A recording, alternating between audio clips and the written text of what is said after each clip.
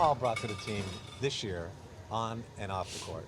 Well, on the court, he hasn't been on a lot. Off the court, he's been absolutely wonderful. It's been really interesting. I'm not around a lot of players that have retired of Paul's stature, and he's handled this perfect. Like, he's been so good with our young guys. He's kind of, we call it the Paul Pierce School for Diamond and Bryce.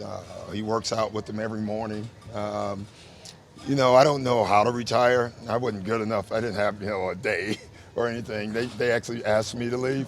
But I think the way he's doing is the way you should do it. Like, his whole thought now is giving back. Like, you can see it every day in practice. He knows he's not going to play most nights. He works out like he's going to play 40 minutes. He comes early. He's been wonderful. This has been a good year for him. Will he play in the playoffs? I don't know. I mean, we'll never know. Let's hope, for sure. Yeah, he will start tonight. Why was that important for you?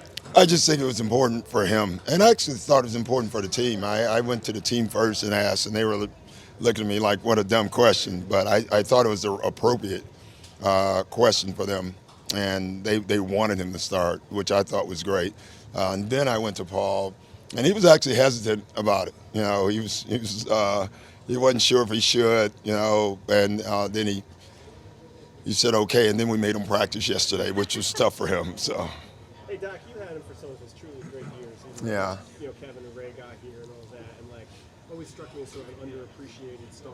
Yeah. His era. Like when you had him, before the big three. Yeah, well, he's always going to be underappreciated because of the way he played. Like, he really wasn't a highlight guy. I made a comment the other day.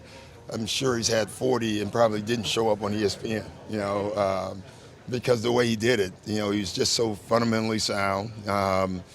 He could jump. He was a great athlete, but didn't really need it, didn't show it a lot. He was stronger than everyone thought. But he kind of just did it his way. He plays at that slow, medium gear. And so that's not exciting, for a lot of the highlight stuff. But for coaches, it's amazing. It's awesome. And so for me, I probably enjoyed it more than anyone, and my whole coaching staff enjoyed it because you appreciated it, how he did it.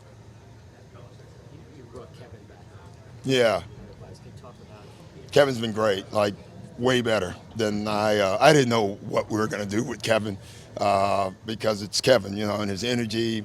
Didn't know how it was going to work. I just assumed, bringing him on your team, it can't be a bad thing, and it's been way better. He's I think we caught him at the right time too. He's retired, but he still has the joy of being on the floor, and I think it really turned a light back on for him. Like, he really misses it, and you can see that when he works with the guys.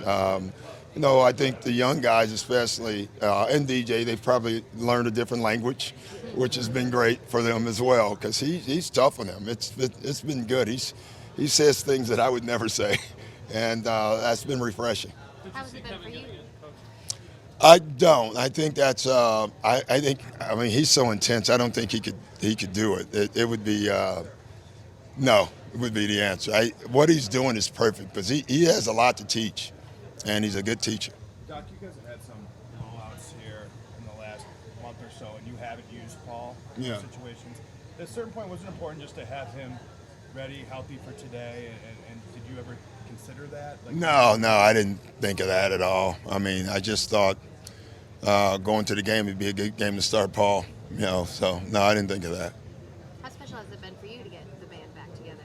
Oh, it's been really nice. I mean, it's funny with Kevin. Kevin loves talking about, all the stuff that we did. And, he's just good. So it's been a lot of fun. Even the first day was really cool because he comes up to the office with Paul and you're sitting there talking. And it's funny now, they don't view me as their coach anymore. It's like, I don't know what they would call me, but they say things in front of me that they never used to say. And that's been pretty cool for me, actually. I've learned a lot of things about our team that I didn't know. Like some of this really interesting stuff, so that's been really good. Hey, Doc, for your team, big picture, you guys have had so many injuries You're Yeah. still kind of maintaining. You're in that 4-5. Yeah.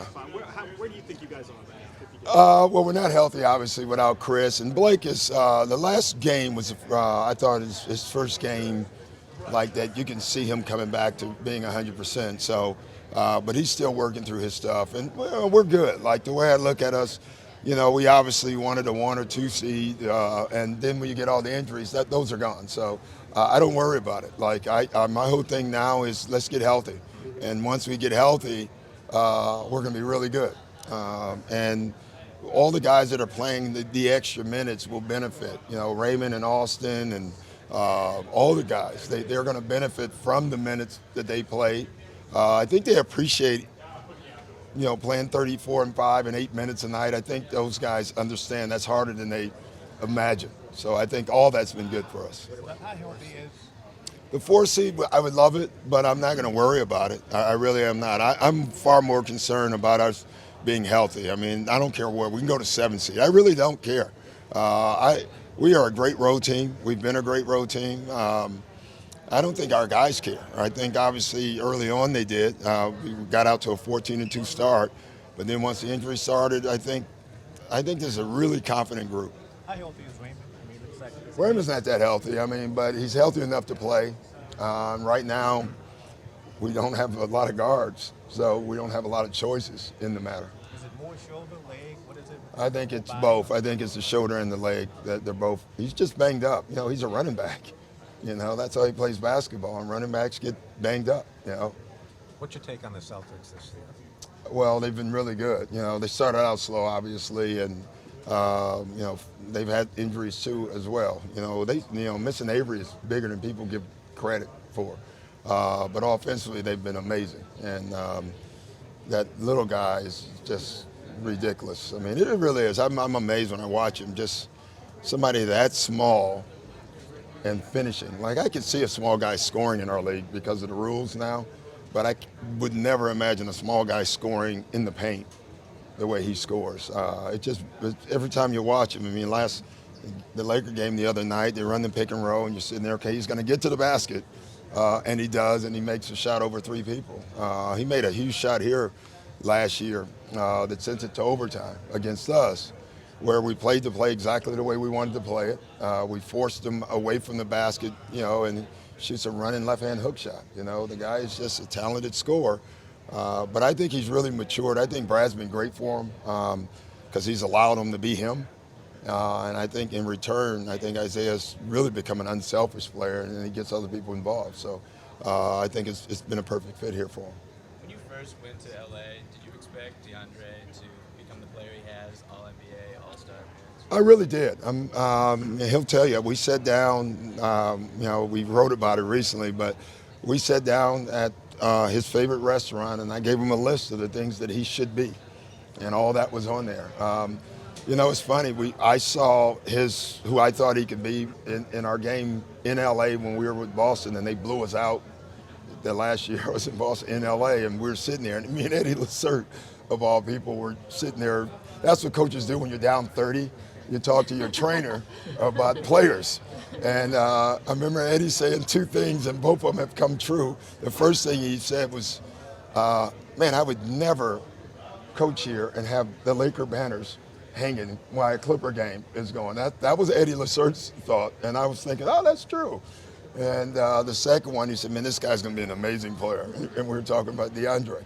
So Eddie, we should hire as a scout, because he was right. Over the years, what was the thing that Paul developed that you just didn't really anticipate coming? Well, his ability to score where he wanted to score. I mean, I think he probably had that. But Paul was interesting. I guess Larry was like that. I wasn't here doing that, but I draw plays at the end of the games for areas. Paul would point at the spot, and I was always amazed that that's where he got to, and that's hard to do, because the other team knows where he wants to go too. So I was just always amazed by his patience offensively. That would be it.